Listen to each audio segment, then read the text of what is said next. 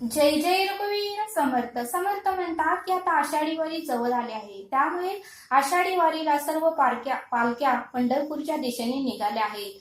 आणि म्हणून समर्थ म्हणतात की पंढरीचा पांडुरंग म्हणजे अवघ्या महाराष्ट्राचे आराध्य दैवतच आहे, असं समर्थ आपल्याला इथे सांगतात. म्हणून समर्थ म्हणतात की पंढरीचा पांडुरंग म्हणजे अवघ्या महाराष्ट्राचे आराध्य दैवतच आहे, असं समर्थ आपल्याला इथे सांगतात. आणि म्हणून समर्थ म्हणतात की ही पंढरीची वारी हजारो वर्षापासून सुरू आहे. ही पंढरीची वारी हजारो वर्षापासून सुरू आहे आणि पुढे ही अशीच चालू राहणार आहे, असं समर्थ आपल्याला इथे सांगतात. आणि म्हणून समर्थ म्हणतात की ज्याची पांडुरंगावर श्रद्धा आहे, ज्याची पांडुरंगावर भक्ती आहे, ज्याचा पांडुरंगावर विश्वास आहे, ते वारकरी उन्हाचीही काळजी करत नाहीत, पावसाची त्यांना चिंता नसते.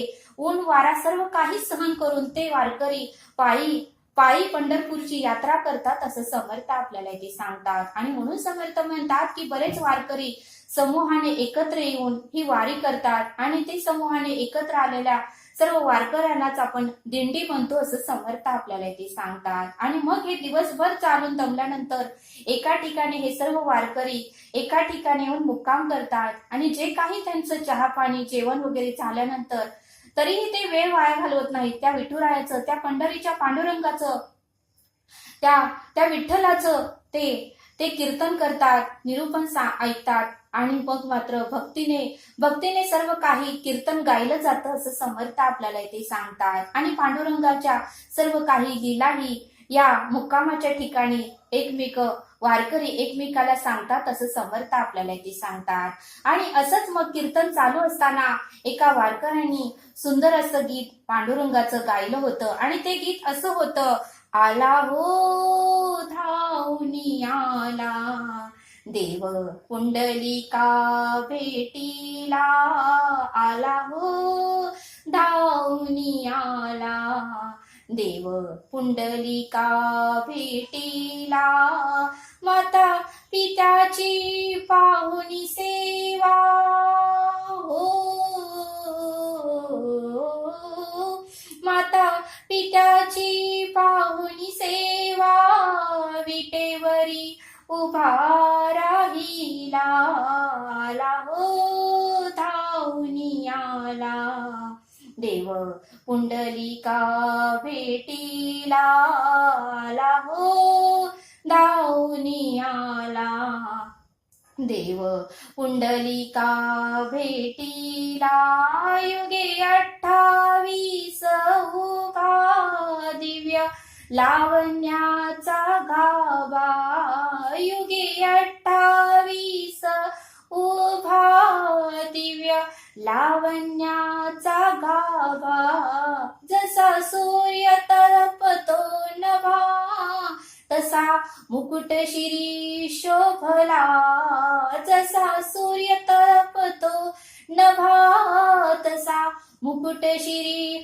शोभला, आला हो धावनी आला देव पुंडलिका भेटीला, आला हो धावनी आला देव पुंडलिका भेटीला, जरी असलो पापी घोर तरी मी तुमचाच पोर, जरी असलो पापी घोर तरी मी तुमचाच पोर, नका हो असे निष्ठुर बाळ श्रावण चरणी आला, नका हो असे निष्ठुर बाळ श्रावण चरणी आला, आला हो धावनी आला देव पुंडलिका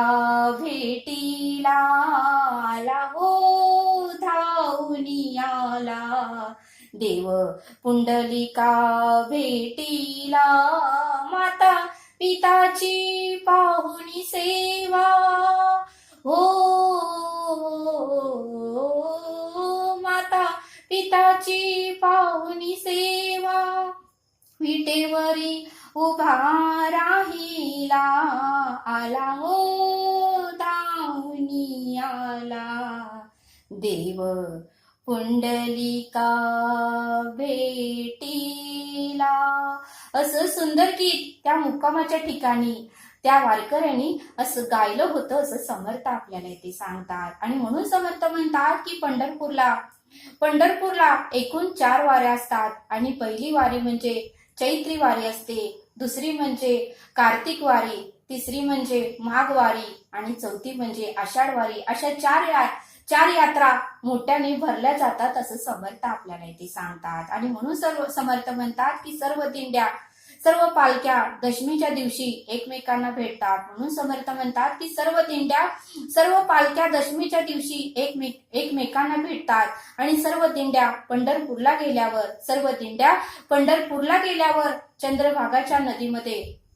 चंद्रभागाच्या नदीमध्ये पवित्र असं स्नान करतात आणि मंदिराला प्रदक्षिणा घालतात. पवित्र असं स्नान करतात आणि मंदिराला प्रदक्षिणा घालतात आणि मग विठुरायाचं उत्तमाचं दर्शन घेतात असं समर्थ आपल्याला इथे सांगतात. आणि मग मात्र प्रदक्षिणा घालत असताना ते असा जयघोष करतात की पुंडलिक वरद हरी विठ्ठल श्री ज्ञानदेव तुकाराम पंढरीनाथ महाराज की जय. पुंडलिक वरदेव हरी विठ्ठल श्री ज्ञानदेव तुकाराम पंढरीनाथ महाराज की जय असा जयघोष ते करत पंढरीची वारी करतात असं समर्थ आपल्याला इथे सांगतात.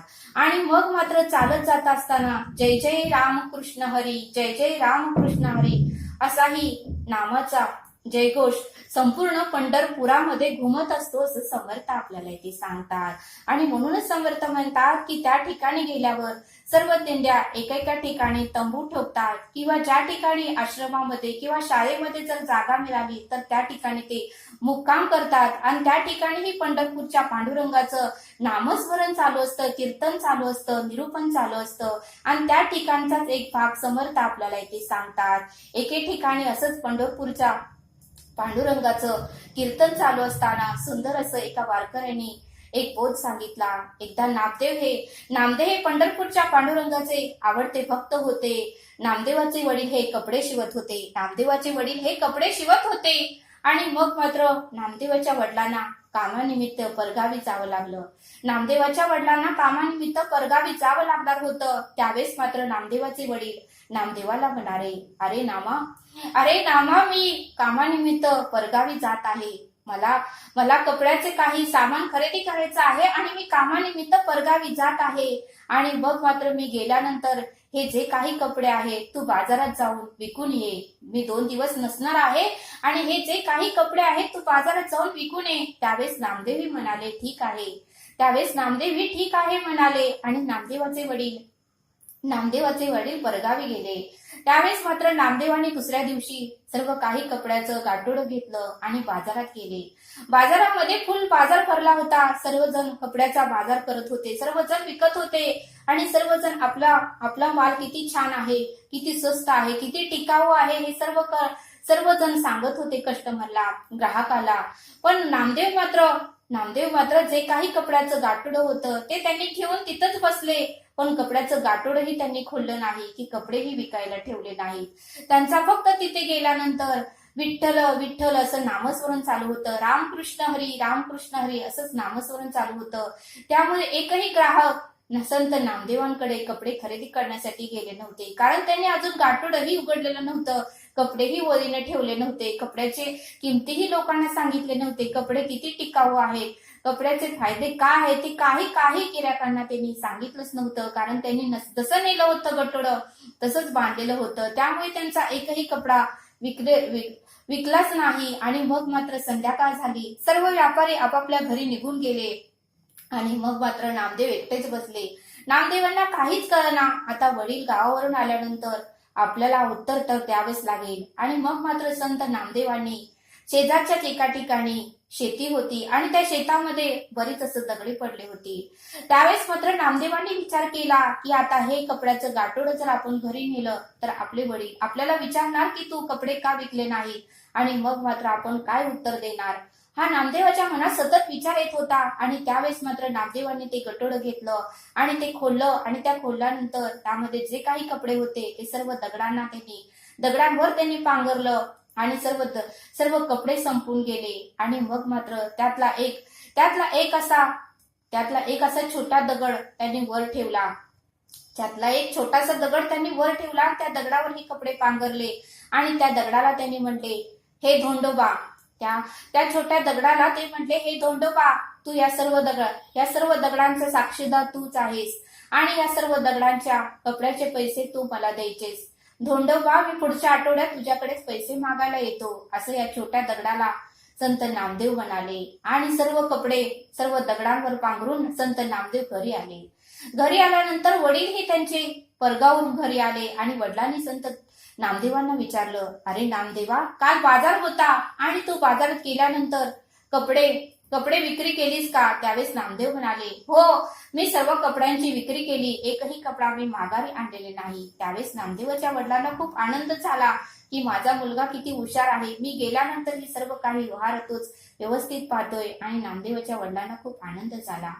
मग असे 10 दिवस गेल्यानंतर संत नामदेवाचे वडील म्हणाले, अरे जे कपडे विकले आहेत त्याचे पैसे तुला मिळालेत का? त्यावेळेस नामदेव म्हणाले की मी कपडे उधारीवर दिले आहे आणि मी आता जाऊन त्यांच्याकडून पैसे घेऊन येतो. आणि संत नामदेव महाराज परत त्या दगडांकडे आले आणि ज्या छोट्या दगडांना त्यांनी सांगितलं होतं की मी तुझ्याकडे पैसे मागायला येतो, त्यावेळेस मात्र संत नामदेव महाराज त्या छोट्या दगडाकडे गेले आणि म्हणाले की तू या सर्व दगडांचा साक्षीदार आहेस आणि मग मला तूच आता पैसे देस.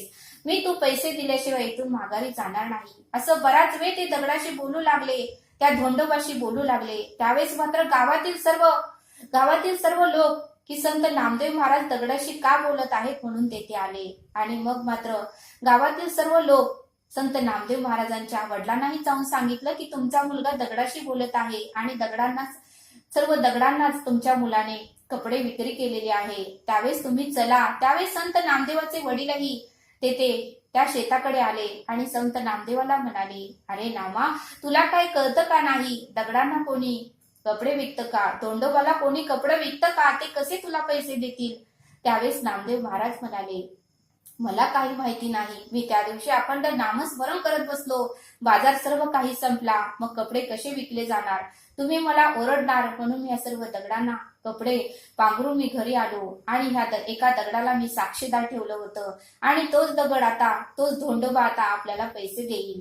असे म्हणत नामदेव महाराज विठ्ठलाचं नामस्मरण चालू करू लागले. त्यावेळेस मात्र विठ्ठलाला काळजी पडली की आपला भक्त अखंड नामस्मरण करतोय, आपला भक्त संकटात आहे, आता आपल्याला काहीतरी करावे लागेल. आणि नामदेव महाराज ज्यावेळेस तो धोंडोबा पैसे देईना, त्यावेळेस मात्र संत नामदेव महाराजांनी त्या दगडाला स्पर्श केला.